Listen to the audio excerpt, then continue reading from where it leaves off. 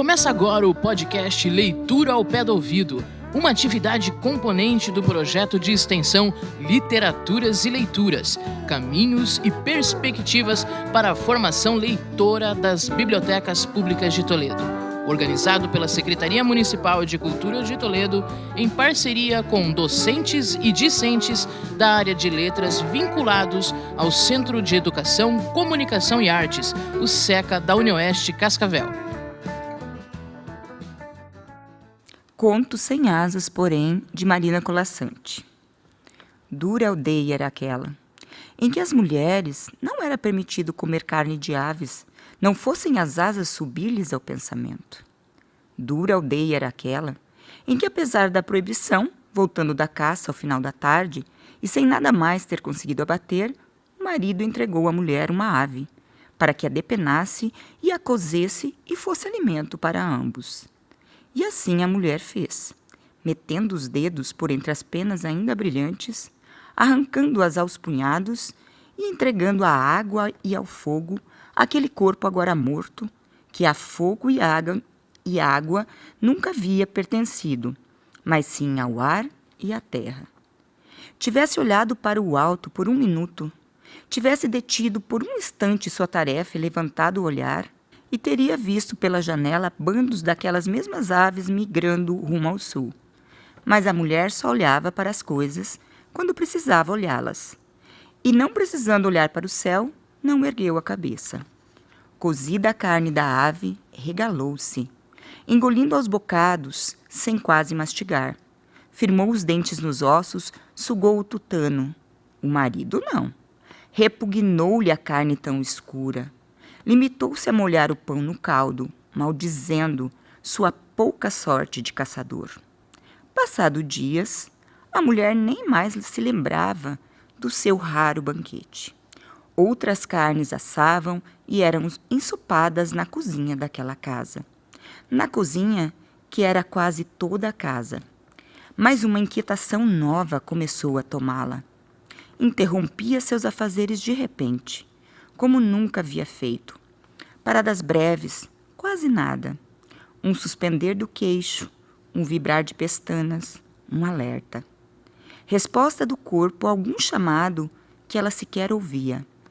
A agulha ficava parada no ar, a colher suspensa sobre a panela, as mãos metidas na tina, e a cabeça agora que se movia com a delicadeza que só um pescoço mais longo poderia lhe dar. Espetava o ar. A mulher olhava, então, para aquilo de que não precisava. E olhava como se precisasse. Só por instantes a princípio. Em seguida, um pouco mais. Demorando-se, olhou primeiro adiante de si, e adiante daquilo que tinha diante de si. Por uns tempos, pousando o olhar nos móveis, nos poucos móveis daquela casa, e nos objetos em cima deles. Depois, varando as paredes, olhou para a distância em linha reta. O que via, não dizia. Olhava, sacudia num gesto suave a cabeça e tornava a baixá-la. A agulha descia, a colher mergulhava na panela, as mãos afundavam na tina. Talvez levada por aquele breve sacudir de cabeça, começou a olhar para os lados. Olhava para o lado esquerdo, demorava-se imóvel.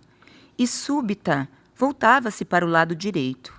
Ninguém lhe perguntava o que estava olhando. O único olhar que nela parecia importar para os outros ainda era o antigo, de quando só olhava o que era necessário. E assim um dia, aquela mulher, para a qual ninguém olhava, olhou para o céu. Sem que tivesse chovido ou fosse chover, sem que houvesse relâmpagos, sem que sequer houvesse nuvens ou o tempo fosse mudar, ela olhou para o céu. Delicado fazia-se seu pescoço agora que o movimento ligeiro, conduzindo a cabeça nas suas prescrutações.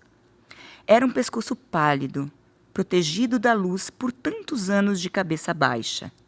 E sobre esse pescoço, a cabeça como que se estendia olhando para cima, com a mesma reta intensidade com que havia começado varando as paredes. Olhava, pois, para o alto, quando um bando de aves passou sobre a casa rumo ao sul. Há muito as folhas haviam se banhado de cobre. O solo começava a fazer-se duro no frio, e as aves de carne escura seguiam no céu em direção ao sol.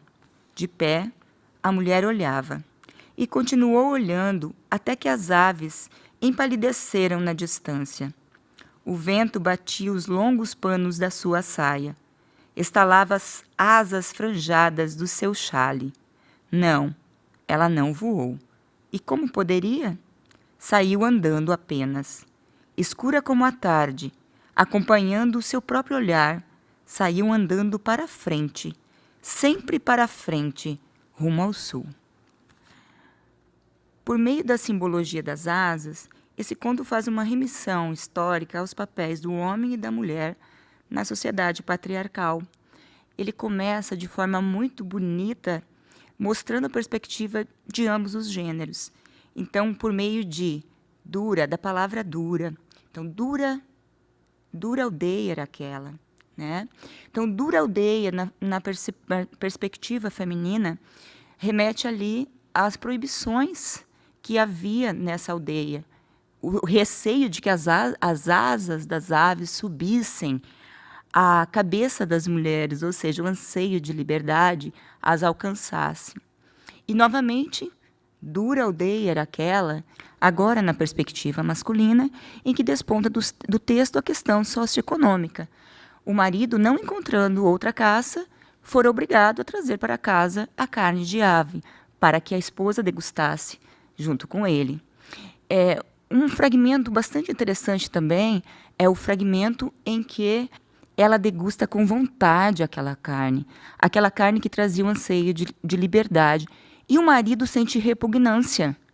Ele sente repugnância porque a perspectiva dele é outra. Esse conto está na obra Longe como o Meu Querer, de Marina Colasanti, que está na Biblioteca Pública de Toledo. Você acaba de ouvir Leitura ao Pé do Ouvido, seu podcast mensal sobre o universo literário, organizado pela Secretaria da Cultura de Toledo, em parceria com o curso de Letras da UniOeste Cascavel. Gravações e edições EMAT, Estúdio Municipal de Música e Áudio de Toledo.